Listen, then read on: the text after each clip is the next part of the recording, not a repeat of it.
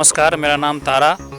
तुलसी आंगन के ऐतिहासिक और धार्मिक मुहिम में आप सभी दर्शकों का स्वागत है।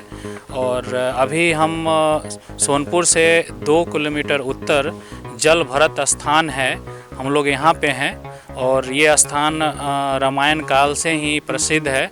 तो इसके बारे में आइए हम जानते हैं यहाँ के अर्जुन बाबा हैं उनसे कि यहाँ का क्या इतिहास रहा है जल भरत का। बाबा, आपका तुलसी आंगन चैनल में बहुत बहुत स्वागत है। इसके बारे में आप बताइए कि यहाँ क्या यहाँ का अस्तित्व रहा है। मैं अर्जुन सिंह,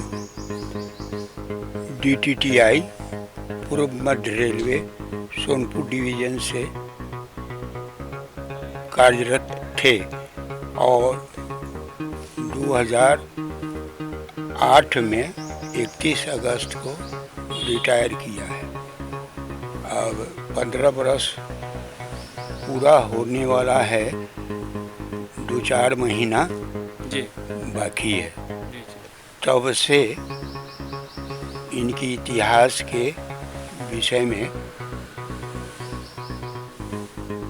जानना, पढ़ना, पढ़ने से ही इस स्थान का और पूरे प्राकृतिक नियमों के अनुसार जानने का इच्छा हुई। मैं तब से जानने के लिए ग्रंथ के आधार पर प्रयासरत रहे। जैसे कि हम यहाँ देख रहे हैं कि ये जो सीन है, यहाँ का जो जगह है बहुत शांत है।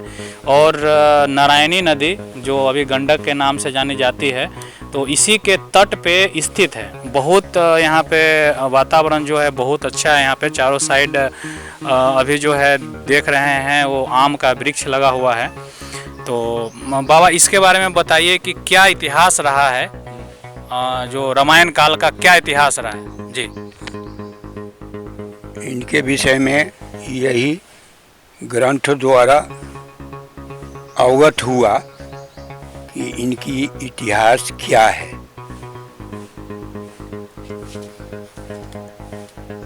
जल भरत नाम यहाँ क्यों पड़ा? जी।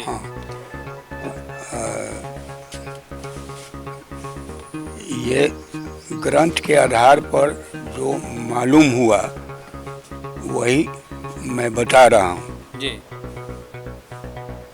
जब परमात्मा भोलेनाथ जी जब तपस्या करने चले जी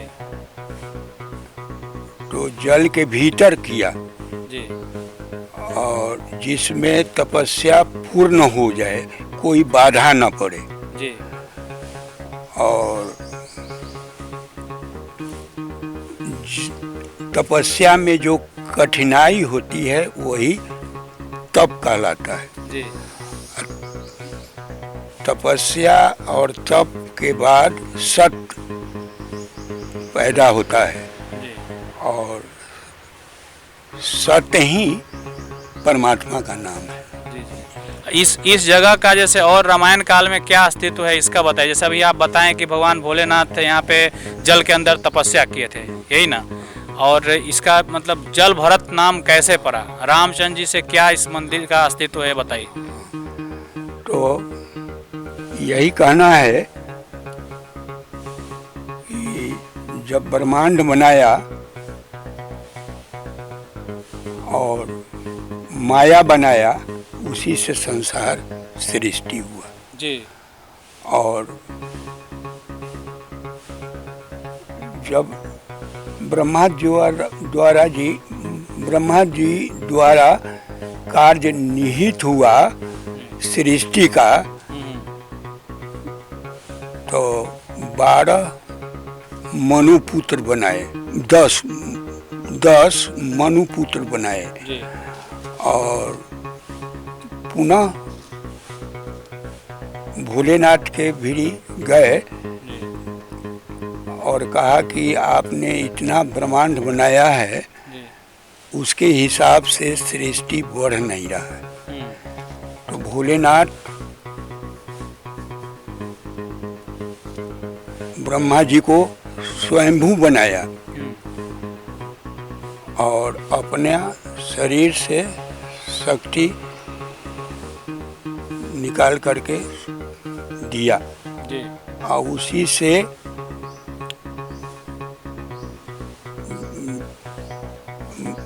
ब्रह्मा जी जब स्वयंभू मनु बने तो शक्ति दे देने के बाद एक आधे अंग से शक्ति का नाम है नारी जी। और अपने पुरुष बने। उससे 2 संतान और 3 लड़की हुआ और लड़का के नाम उत्तानपाद और प्रियव्रत और लड़की का नाम आकुति, देवहूति, प्रसूति।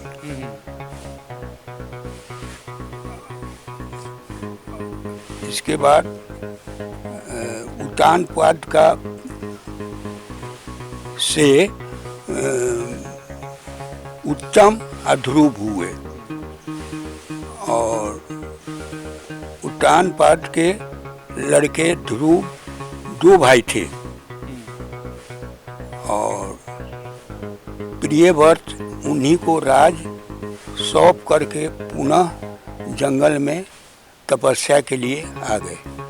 तो तपस्यारत रहे तो ब्रह्मा जी आए और कहीं के कि तुमको तपस्या नहीं करना है, तुम पृथ्वी का संचालन करो। तो विश्वकर्मा जी के लड़की से शादी किया और शादी करने के बाद 10 संतानें हुआ। 3 संतान तो तपस्या रत रहे और इसके बाद 7 ही कार्यरत रहे। अच्छा। हाँ, और इसके बाद विश्वकर्मा जी के द्वारा लड़की के द्वारा शादी हुआ और उनका इच्छा थी कि सूर्य भगवान आधे में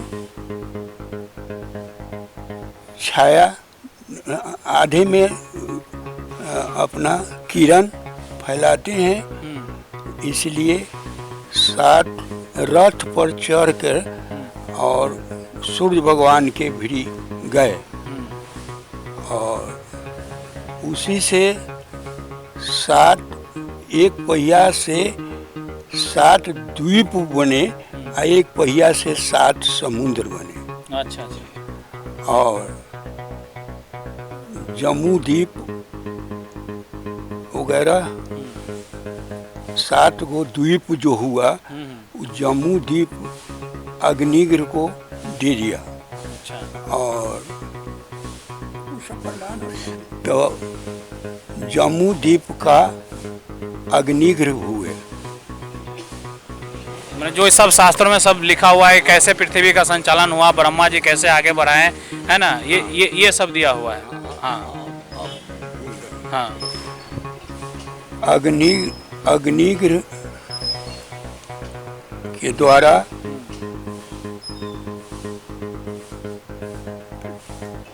प्रथम पुत्र नाभि हुए। नाभि के मेरु देवी से शादी हुआ। अच्छा। कोई संतान नहीं थे तो उन्होंने यज्ञ किया। अच्छा, वो सब जग का जैसे अभी हम पूछना चाह रहे हैं। अब आप आ रहे हैं जी। आ रहे हैं। नाभि मेरु देवी के कन्या से ब्याह किया और कोई संतान नहीं हुआ। अच्छा। तो परमात्मा अपने ऋषभ देव के रूप में आए जी। और कहीं का पूछें कि ये जग का तात्विक इच्छा क्या है, तो संतान नहीं है। संतान नहीं है, मतलब वही। हाँ। इसीलिए जग करना पड़ रहा है। अच्छा। तो कैसा संतान चाहिए होगा, आप ही के जैसा होना चाहिए। तो ऋषभ देव जी के रूप में अवतरित हुए और कहीं कि मैं ही आपका संतान बन के आऊँगा। अच्छा। तो संतान हुआ, ऋषभ देव जी नाम पड़ा। अच्छा, ऋषभ देव जो संतान हुए उनका नाम पड़ा ऋषभ। हाँ। तो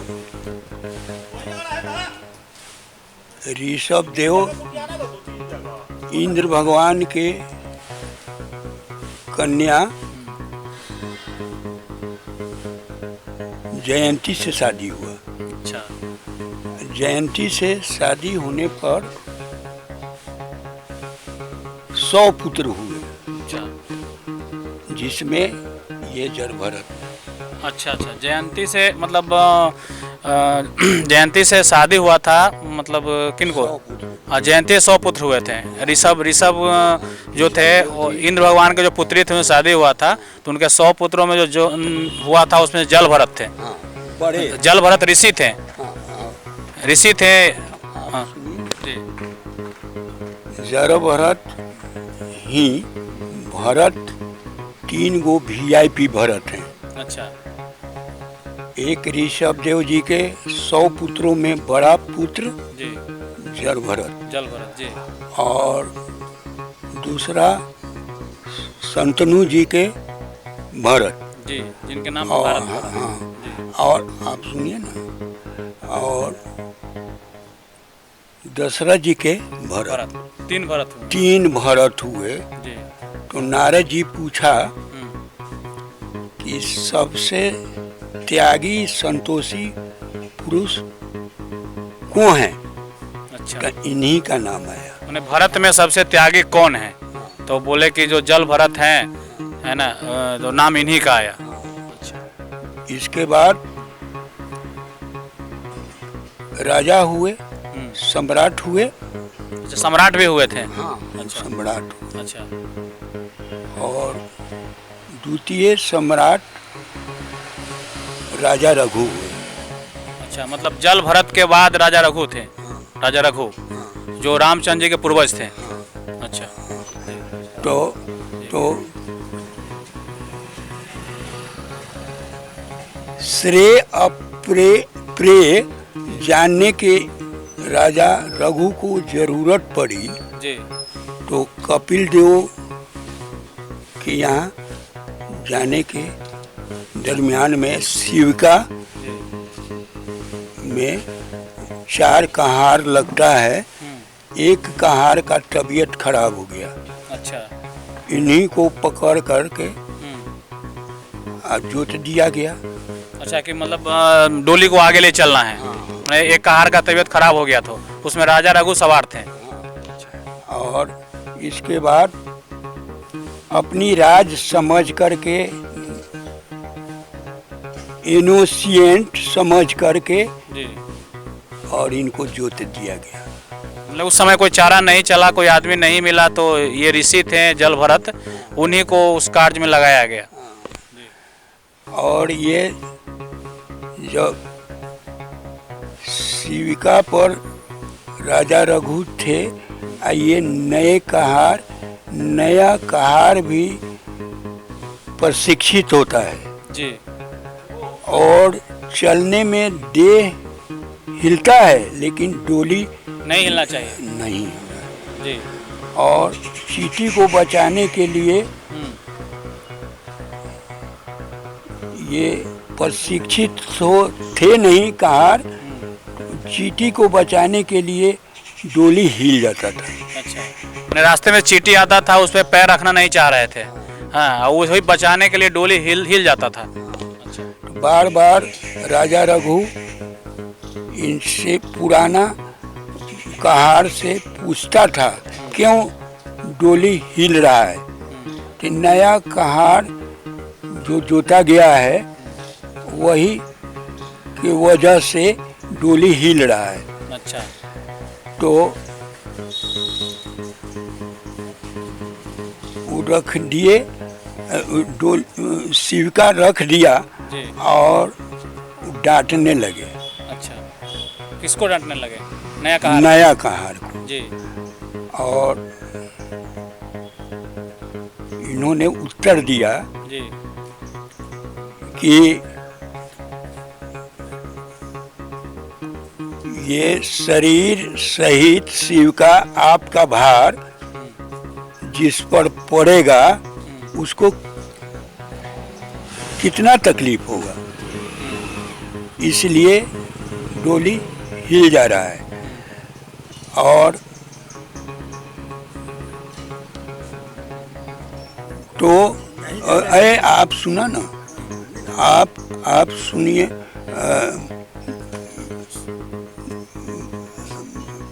डोली रख देने के बाद डांटने लगे राजा रघु जर भरत जी को, और क्यों डोली हिल रहा है, तुमको सजा करेंगे। तो इन्होंने जवाब दिया, जरा सा डोली हिल जाने पर आपको तकलीफ हो रहा है, आपके शिव का ये शरीर का जिस पर भार पड़ेगा उसको कितना तकलीफ होगा। अच्छा अच्छा, मैंने चींटी में भार पड़ा था तो वही बताएं, उत्तर दिए है ना, कि आप पालकी में बैठे हुए हैं, आप पूरा है, ऊपर से मैं हूँ और पूरा दोनों का भार जो है उस जीव पे पड़ेगा तो उसको कितना तकलीफ होगा, ये उत्तर दिए। इसके बाद सोए हुए का जगाना कठिन नहीं है, जगे हुए का जगाना कठिन है। कठिन है। मैंने वो ये जल भरत जी बताएं। और जब राजा रघु सम्राट हुए, शिविका से जा रहे थे, यह बात जानने के लिए प्रे क्या है, श्रेय क्या है, कपिल मुनि के लिए। कपिल मुनि का आश्रम कहाँ था, बता सकते हैं? हाँ, इक्षुमती ये नारायणी का गंडक का नाम है। अच्छा, 6 गो नाम है जी। गंडकी, नारायणी और इक्षुमती और गंडकी, नारायणी और इक्षुमती, 4 गो तो मालूम है और 6 गो नाम है। तो जो मालूम हुआ वही मैं बता रहा हूँ, ग्रंथ के द्वारा वर्णन में अवगत हुआ उसके अनुसार बता रहा हूँ। और दो का पता नहीं है ना, अभी ध्यान नहीं आ रहा है जी। वो काफी पुराना है, नाम बदलते रहता है, समय के साथ नाम ही बदलते रहता है। इक्षुमती किनारे नारायणी के तट के द्वारा कपिल मुनि के नजदीक जा रहे थे। अच्छा। और इनसे शिविका का एक कहार का तबीयत खराब होने के दरमियान में इनको जोत दिया गया। हाँ, इस बताया गया था, ये बताए थे आप। हाँ, चलिए, तो ये जो यहाँ का जो इतिहास है ये उसी समय से है इसका जी। तो इसके बाद सोए हुए के जगाना कठिन नहीं है, जगे हुए का जगाना कठिन है। कठिन है। यही जवाब दिया। अच्छा। जरभरत ने राजा रघु को जी। तो होश आ गया कि जो उनके यहाँ जाने में व्यवधान जो पैदा हुआ है वही खुद इस रूप में आ गए। मैंने किस रूप में आए? जड़ भरत। अच्छा, मैंने किनके जाने में व्यवधान? कपिल मुनि अच्छा के यहाँ जा रहे थे। हाँ हाँ। इक्षुमती किनारे किनारे। अच्छा। और जब 4 कहार में एक कहार का तबीयत खराब हुआ तो इनको जोत दिया गया। हाँ हाँ हाँ। शिविका हिलने पर जो तकलीफ हुआ वही जवाब दिया, उचित जवाब दिया। तो वो समझे राजा रघु कि जो उनके यहाँ जाने में व्यवधान पैदा हुआ वही कपिल मुनि व्यवधान को सोल्व करने के लिए आए थे। अच्छा अच्छा, चलिए। हाँ, यहाँ का जानकारी अर्जुन बाबा के द्वारा दिया गया भरत, जल भरत के विषय में। और डिटेल एक और बाबा हैं, उनसे हम जानते हैं इस मंदिर के बारे में। और यहाँ पे थोड़ी दूर आगे जहाँ ऋषि मुनि तपस्या करते थे उस जगह पे भी ले चलेंगे इसका। तो अर्जुन बाबा आपका बहुत बहुत धन्यवाद जो इसके बारे में आप बताएं यहाँ पे। बहुत बहुत धन्यवाद। अभी हम खड़े हैं जल भरत मंदिर है, मंदिर के मुख्य द्वार पे है। तो आइए हम चलते हैं मुख्य द्वार में और यहाँ पे जो प्रतिमा स्थापित है उसके बारे में हम जानेंगे जो यहाँ के पुजारी हैं, बाबा हैं, उनसे।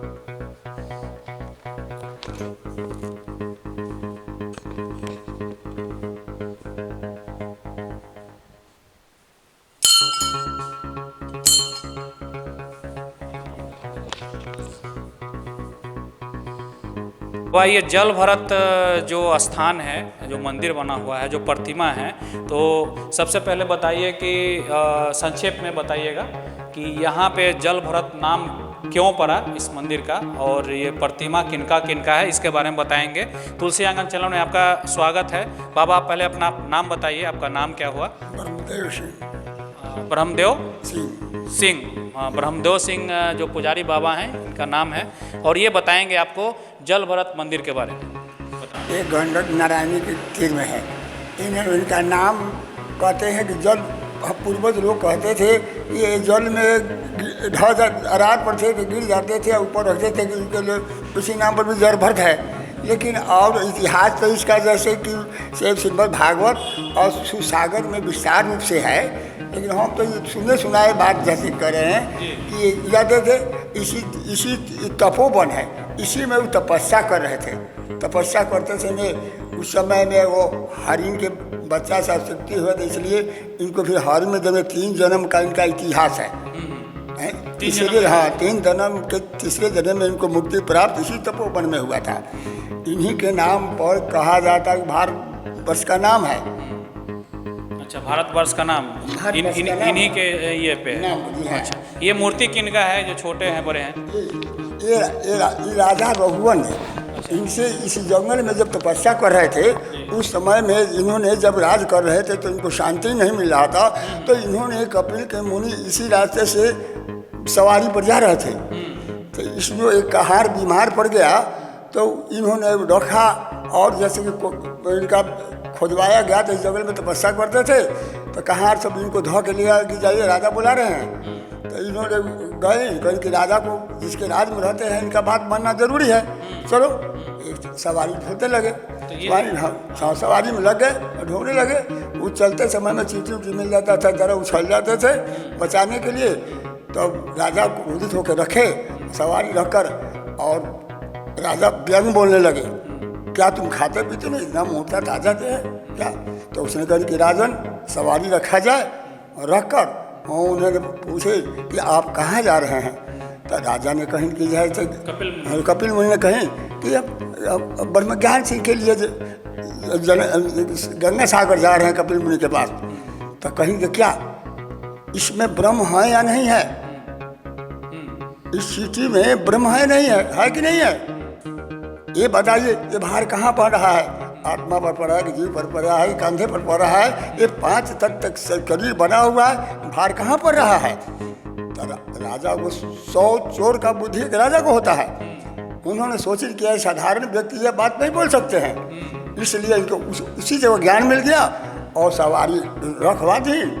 अब उनके पैर पर गिर कर राज कही कहार को कहन कि तुम अपने जाओ अपने राज को, हम राज नहीं करेगा। अब जैसा कि मैंने रात में यही विश्राम किया, उनके साथ विश्राम किया। इसी में विश्राम का यहाँ रात छोड़कर इन्हीं के साथ। अच्छा, इन्हीं के साथ राजा रघु रहने लगे। हाँ, अच्छा अच्छा अच्छा अच्छा। तो ये छोटा वाला जो राजा रघु का है, राजा रघु, ये राजा रघु है, और ये हो गए जल भरत। जानवर। बहुत अच्छा लगा यहाँ का जानकारी लेकर के। इनका नाम नामकरण भी लोग कहते हैं कि स्वभाव के ऊपर पड़ा था जी। इनके इतिहास में है कि जैसे इनका नाम था, ये जड़ के अपने समान मूर्ख बने हुए रहते थे, केस याद और सब कपड़ा उपड़ा सब ऐसे बनाए हुए रहते थे कि लोग को मूर्ख कहे हमको जानबूझ के। यही बात। राजा रघु इसी रास्ते से कपिल मुनि से मिलने के लिए जा रहे थे। तो यहाँ पे जो जल भरत ऋषि थे, यहाँ पे घनघोर तपोभूमि था, जो हरिहर क्षेत्र जो अभी दिखाई दे रहा है, ये आपका यहाँ अयोध्या का सीमा खत्म होती थी और पूरा ये जंगल घनघोर जंगल था। इसी जंगल में बहुत सारे साधु महात्मा जो हैं आकर के यहाँ तपस्या करते थे। उसी साधु महात्मा में जो हैं जल भरत ऋषि थे, यहाँ तपस्या करते थे, यही उनका निवास स्थान था इस जंगल में। इसी रास्ते से राजा रघु जा रहे थे कपिल मुनि से मिलने के लिए। तो रास्ते में क्या हुआ कि जो उनके कहार थे, जो डोली लिए हुए थे, तो उनको उसमें से एक कहार का जो है तबीयत खराब हो गया। तो उसमें से और जो 3 कहार थे तो बोले कि देखो जाओ वहाँ आसपास कोई और व्यक्ति है, उनको लेकर के आओ। तो उनको इस जगह पे जब वो कहार आए तो जल भरत ऋषि दिखाई दिए। तो उन्होंने जो कहार थे बोले कि चलिए आपको राजा बुलाए हैं। तो जिसके राज में रहते थे, राजा का आदेश मानना सब प्रजा के लिए बाध्य होता है। तो गए वहाँ और उस डोली को ले करके फिर कपिल मुनि से मिलने के लिए रास्ते में जा रहे थे। तो उन्होंने देखा कि रास्ते में जो भी जीव जंतु चींटी मिलता था उसको ये बचा करके चल रहे थे। चींटी को बचाने के क्रम में पैर को सही ढंग से नहीं रख रहे थे, जिसके कारण से डोली हिल जा रहा था। डोली हिल जाने बार बार जब डोली हिल रहा था, चींटी रास्ते में चींटी आते रहता था, तो उसको बचाने के लिए तो अब राजा रघु ने पूछा कि किस व्यक्ति को लाए हो कि बार बार जो है ये डोली हिल जा रहा है। तो डोली रख कर करके उनसे जो जल भरत थे उनसे पूछे कि तुम खाना पीना नहीं खाते हो कि इतना अच्छा तगड़ा शरीर है, तुम किस तरह से डोली ले जाया जाता है उसके बारे में तुमको पता नहीं है। तब उन्होंने जवाब दिया कि आप और आपका शरीर, डोली का और मेरा शरीर जो किसी दूसरे जीव पर पड़े, तो जब आपको हिल जाने से इतना तकलीफ हो रहा है, अगर दूसरे जीव पर पड़े तो उसको कितना तकलीफ होगा। इसी को हम बचाने के लिए जो है हम पैर उठा कर करके और रास्ता में चल रहे, इस कारण से डोली हिल जा रहा है। तब राजा रघु विद्वान तो थे ही, तो उन्होंने स्पष्ट समझ गया कि ये जो संवाद है एक साधारण जो कहार है व्यक्ति है नहीं बोल सकते हैं। तब उन्होंने पूछा कि आप कौन हैं। तब ये बताएं कि हम जल भरत हैं। तो राजा रघु जो बाबा बता रहे हैं, तो उसके बाद जो भी है राजपाट जो भी यज्ञ करवा करके सब दान दे दिए अपना वस्त्र छोड़ करके, और उसके बाद जल भरत जो ऋषि मुनि थे उन्हीं के साथ इस जगह पे तपस्या करने लगे, उन्हीं के साथ रह गए। यही इस मंदिर का इतिहास है। अभी आप देख रहे हैं कि हम अभी नारायणी नदी जो अभी गंडक के नाम से जानी जाती है के तट पे हम खड़े हैं, और यहाँ आपको एक विशेष स्थान है, इसके बारे में हम बताएंगे जो कहीं पे डिटेल हम सर्च किए हैं नहीं मिल रहा था। तो यहाँ के लोगों के अनुसार कहे जाने पे सोनपुर से 2 किलोमीटर उत्तर है। तो यहाँ पे एक जल भरत स्थान है, यहाँ पे मंदिर भी है जो जिसके बारे में हम डिटेल बताए हैं। और अभी यहाँ पे देख रहे हैं कि पूरा जो सीन लिया जा रहा है सब गंडक नदी का है, और यही गंडक नदी जो आपका हिमालय पर्वत से निकल करके और गंगा में जा कर के मिलती है। तो इसी के तट पे हम कुछ आपका रोचक कहानी बताने जा रहे हैं। जो रामचंद्र जी के पूर्वज से है। तो आपका सबसे पहले मनु के जो पुत्र थे, 7 पुत्र थे, उनका इक्ष्वाकु थे। इक्ष्वाकु 7 भाई थे। 7 भाई से ही एक भाई से पुत्र हुए थे आपका ऋषभ। ऋषभ के पुत्र हुए जलभरत। जलभरत ऋषि पहले राजा थे। इनका उल्लेख भागवत पुराण के सुख सागर के 5वां अध्याय में वर्णन मिलता है इनका। तो उन्हीं से जुड़ा हुआ है ये जगह। जब राजा थे, आइए हम दिखाते हैं, जब राजा थे तो जब राजपाट छोड़ दिए, छोड़ने के बाद ऋषि बने, तो इसी जगह को उन्होंने चुना था, है ना। और उन्हीं के सब नाम पे यहाँ जलभरत पड़ा। और यहाँ के काफ़ी प्रसिद्ध और जाने माने ऋषि थे। तो उनका जो तपस्या करने का जो स्थान था वो यही जगह था, यहाँ गंडक नदी यानी नारायणी नदी के पास में। तो आइए हम दिखाते हैं उस जगह पे जहाँ बैठ कर के जो ऋषि जलभरत थे वो तपस्या कर रहे थे, तपस्या करते थे, है ना। उनका यहाँ पे अवशेष है। और अभी भी बहुत सारे जो ऋषि हैं, जो महात्मा हैं, संत हैं, वो भी जो जानते हैं इस जगह को और उनके बारे में, वो आते हैं यहाँ पे और शांति से इस यहाँ पे जो मंदिर है उनसे आदेश ले करके और शांति से इस जगह पे जो है बैठ करके तपस्या करते हैं। ये जगह को देखिए, उसी अनुसार से तपस्या करने के लिए बनाया गया है कि यहाँ पे देखिए कि पूरा शांत माहौल है, किसी तरह का यहाँ पे कोई शोर शराबा नहीं है। और ठीक सामने आपका नारायणी नदी है।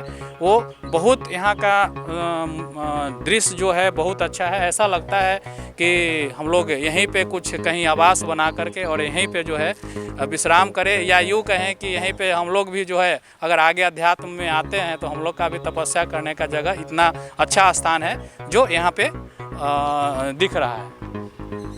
ठीक है।